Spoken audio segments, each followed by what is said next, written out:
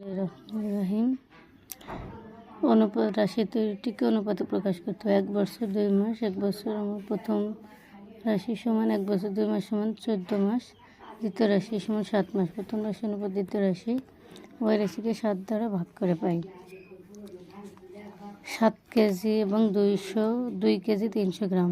প্রথম রাশি 7 কেজি সমান 7000 গ্রাম, প্রথম আমরা গ্রামে প্রকাশ করব। দ্বিতীয় রাশি 2 কেজি 300 গ্রাম সমান 2000 গ্রাম প্লাস 2300 গ্রাম।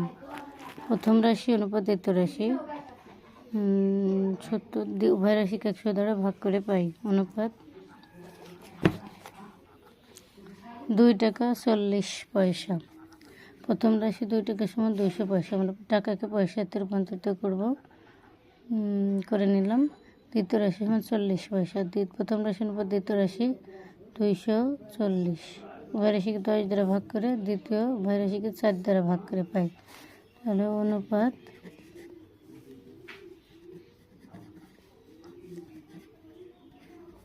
5:1।